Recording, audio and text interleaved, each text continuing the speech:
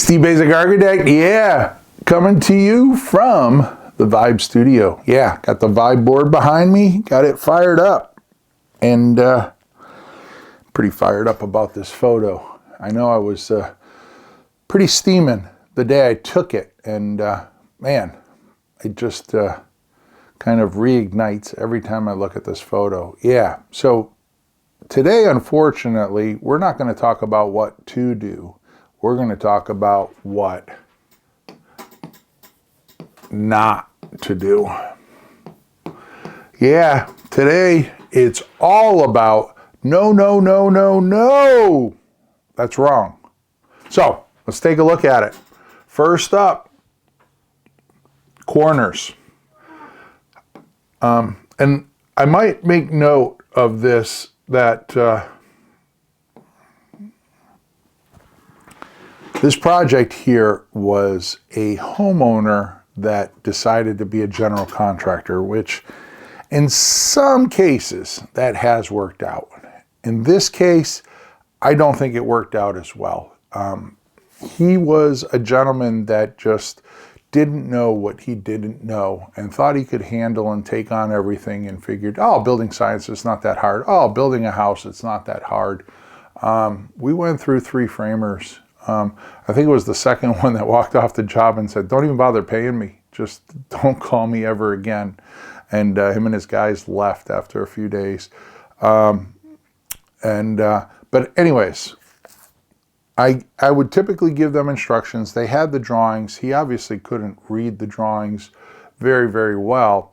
And I would show up occasionally and we would see some problems. So, first problem, this corner board. Yeah, we do have a corner board going here, and then we have one here, and then the siding is going to come into that. So we want some spaces to nail to, obviously, or some boards to nail to if we're doing that furring system. But what we don't want is boards ganged up with those joints. I had told them that anytime you put any 2 pieces of furring strip together, you have a 3/4 inch space between. The issue there is, if I look at the boards in section, and I'm going to draw those here, right? If I have a board here and I have a board here at 3/4 of an inch sitting on the sheathing, well, water can drain down through there. If in fact I put a board right next to it, now water can be held in tension there, right? And water held in tension means that I can accumulate water, things can get wetter, right? Instead of having just the water fall down in a joint. Now it's held there, getting soaked up by the wood, and my wetting potential increases significantly, which means my drying potential has to increase significantly, right? The best thing we can do is not let things get wet. So what does that mean? It means shedding water with a roof, but the little residual water that does make it to the wall, I want to get rid of it as fast as I possibly can. And so having these joints butt tight like that gives us that situation so that we could be holding water in there. And then if I put a corner board on here, right, then what am I really doing there? I'm putting all this wood together laterally, and then I'm putting a wood on the top of it. It's basically becoming a little water reservoir. I have no draining. And oh, by the way, the reason we talked about this being a minimum of 3/4 of an inch, when I put the siding there, that is also a little vent space, right? So here, I get the benefit of venting air going up. I also get the benefit of water draining down. So that space is actually doing double duty for me.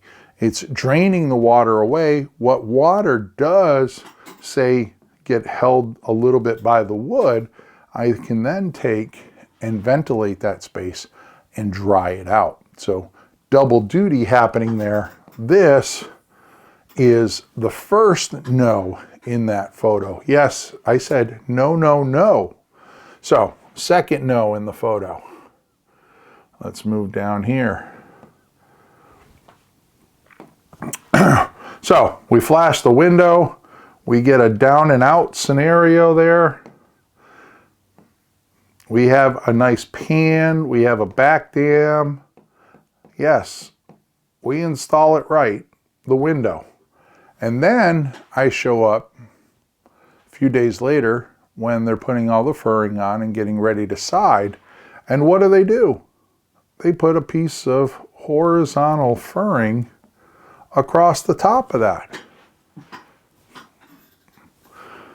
Why would I go through all the effort of having that space drain and then put a dam across the draining space?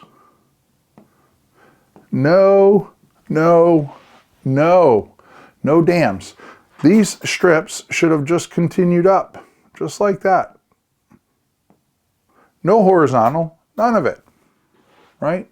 Just leave it open. Let that water come out of the sill, drain right down into that space, provide continuity. One of the most famous words in building science there. So, all right, let's talk about the third no. Water draining through this system. And you can see it here, all right? We have that, again, big old dam there.